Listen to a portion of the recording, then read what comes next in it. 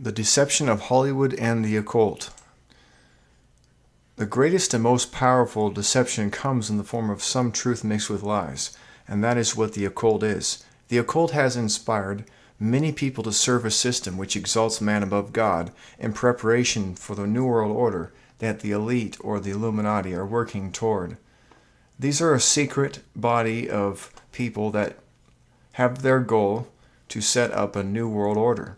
There's many different branches of the Illuminati or organizations under their umbrella, but we won't get into that in this video. We're just going to talk about Hollywood itself. Hollywood has been their vehicle to take the masses and bring them in agreement with the elite's plans. By spreading deception and lies through the movies and through the TV shows and video games, the Illuminati has achieved their goal of brainwashing humanity in preparation for the worship of a one-world leader, the beast, also called the Antichrist. And the book of Revelation speaks about him. How is Hollywood bringing the world to worship the beast? And the next question is, how is Hollywood preparing people for the New World Order? We will look at these questions and do our best to provide you with valuable answers to help you understand what you need to know for your future and your family's future. The occult is a system that underlies every major institution, including false religions, cults, entertainment, video games, movies, etc. Powerful spirits are involved in these institutions and aspects of our world. These spirits are invisible, but they are deeply involved in all that happens in our world. Ephesians 2:2 says, "Wherein in time past ye walked according to the course of this world, according to the prince of the power of the air, the spirit that now worketh in the children of disobedience." This spirit, who is also called the prince of the power of the air, is none other than Satan, who is in charge of the Illuminati, the Freemasons, the mystery religions, Hollywood, entertainment, video games, rock music, the banking system, etc. Satan has been working toward his goal of a new world order ever since God stopped the building of the Tower of Babel by confusing the languages of the people and dividing them into their families and tribes, scattering them throughout the earth. See Genesis 11:1-9. From Nimrod down to the present, the elite or Illuminati have existed, serving Satan's agenda in exchange for money and power. The devil tried to tempt Jesus Christ by offering Jesus all the kingdoms of the world if he would bow down to Satan. Jesus, of course, refused. See Matthew 4:8-10. But the Illuminati did not refuse the promise of power in exchange for worshiping the devil. They wanted the power and didn't care if it would cost them their souls.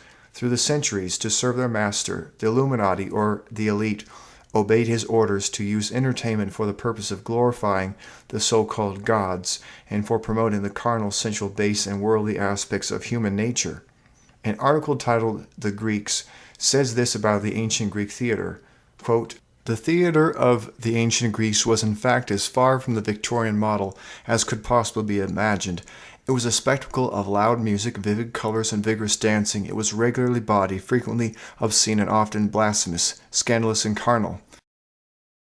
Plays in honor of Dionysius, a Greek god who originated from Babylon with the mystery religions. Alexander Hislop, a pastor and historian, has shown in his book, The Two Babylons, how Dionysius, or known as Bacchus, is based on the Egyptian god Osiris, who is based on Nimrod." That was from Alexander Hislop's book, The Two Babylons.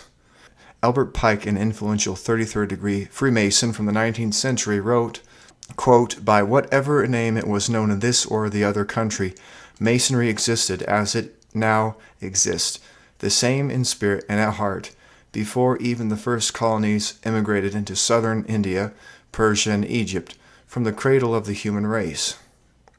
I don't know if everything that Albert Pike said there was true in that quote, but certainly everything that Masonry has today came from ancient times.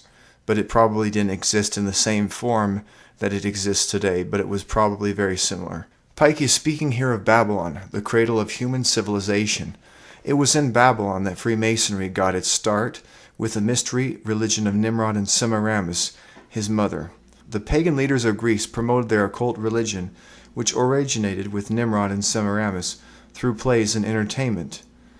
This same tradition exists today in the form of cinema or Hollywood movies. Replacing the stage with a giant screen, modern entertainment is vivid, has loud music, is obscene, blasphemous, scandalous, and carnal, identical to the perversion of the ancient Greek theater. The movies today, like the plays of old, promote sensuality and perversion. Many movies display immodesty, adultery, profanity, blasphemy against God, which is mocking God and mocking His name, and depravity. This is exalting what God hates. See Ephesians 5. There is a reason for this to be prominent in movies. The devil knows, as do the elites, that a society with good morals and God at its core, with Jesus Christ leading men and women, such a society will not accept the New World Order. Satan knows that men and women who worship God cannot serve the devil because Jesus Christ said in Luke 16:13, "No servant can serve two masters, for either he'll hate the one and love the other, or else he'll hold to the one and despise the other. You cannot serve God and mammon." There's a choice that every person has, whether they will serve God or mammon. And mammon refers to money and material goods and anything except for God. So that is why Satan is trying as hard as he can to get men and women to follow their base and carnal natures. If he can lead people to love their sin more than God, he can lead people to leave God and worship the beast or Antichrist. Revelation 13 verse 4 says, "And they worshiped the dragon which gave power unto the beast, and they worshiped the beast, saying, Who is like unto the beast? Who is able to make war with him?" Men will worship the dragon, or Satan, and the beast, also known as the Antichrist, because they rejected God and chose their sin instead of serving God. Thank you for listening to Part 1. Please continue on to Part 2 if you are interested. Also, you can check out the links below. This video is also in an article format, so you just check out the link and you can see it there. If you are interested in knowing Jesus Christ as your personal Savior, I encourage you to keep listening to the video, or go ahead and check out the link on salvation through Jesus Christ. Thank you for listening.